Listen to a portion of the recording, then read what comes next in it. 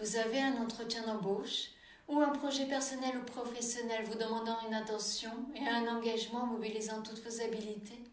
Ou vous souhaitez simplement vous sentir plus à l'aise, limiter votre charge émotionnelle et vous sentir efficace, pleine d'énergie. Quand on est en pleine possession de ses capacités, on sent palpiter au fond de soi ses forces, son pouvoir. On se sent sûr de soi, plein d'enthousiasme et de vitalité. Rien ne nous arrête. Cette sensation de puissance est une perception physique. On ressent en effet un engouement, une énergie, ainsi que des émotions favorables comme la joie, la satisfaction ou la motivation.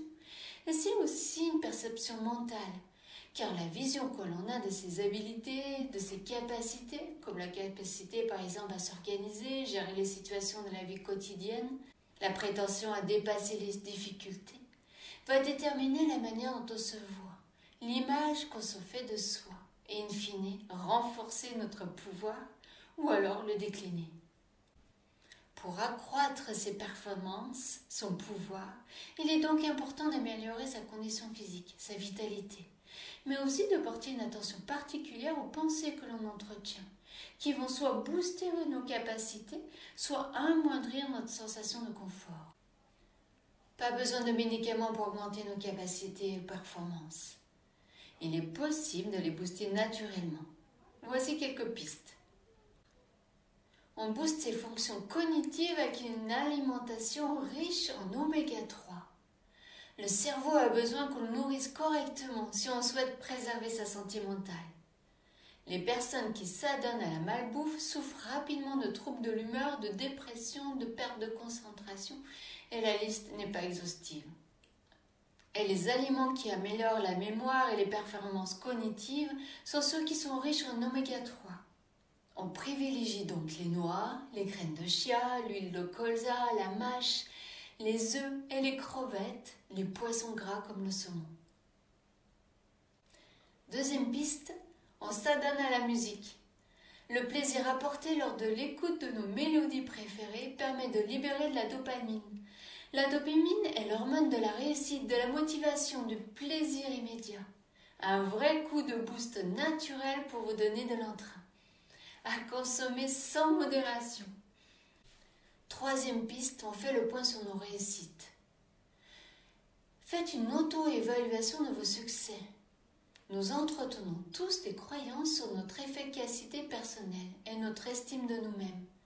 Elles sont si profondément ancrées que nous n'y prêtons plus attention. Mais la plupart de nos convictions et croyances sont déformées et nous empêchent de voir tout ce que nous avons déjà accompli. Or, s'appuyer sur nos points forts est fondamental pour avoir confiance en soi, et donc se dépasser, prendre des risques, et ainsi augmenter progressivement sa zone d'assurance.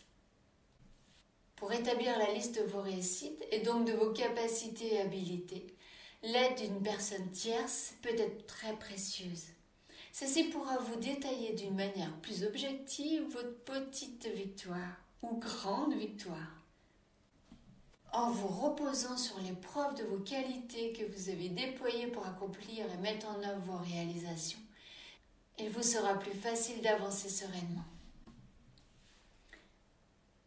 Nouvelle piste, un sommeil de qualité. Avez-vous constaté les difficultés à vous concentrer, le manque de panache, de motivation que l'on rencontre après une nuit perturbée?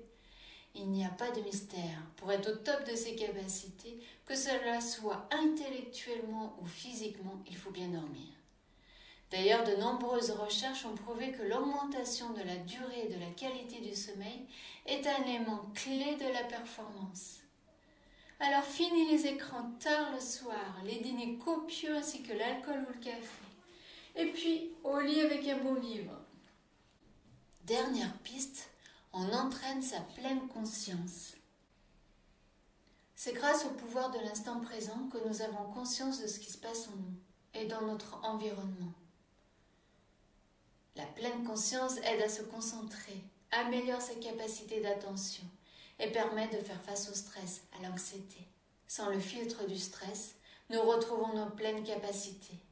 Nous affinons notre discipline mentale et nous sommes donc plus efficaces. La pleine conscience peut se pratiquer en revenant à ses respirations, en portant simplement attention sur chaque instant, en méditant, en pratiquant du yoga. Savez-vous que vous pouvez corriger une faiblesse d'énergie en respirant ?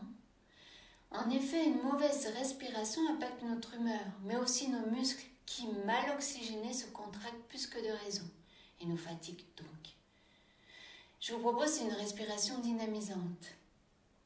Elle se pratique ainsi. Vous bouchez la narine droite et respirez donc du coup avec la narine gauche entre 10 et 15 fois profondément.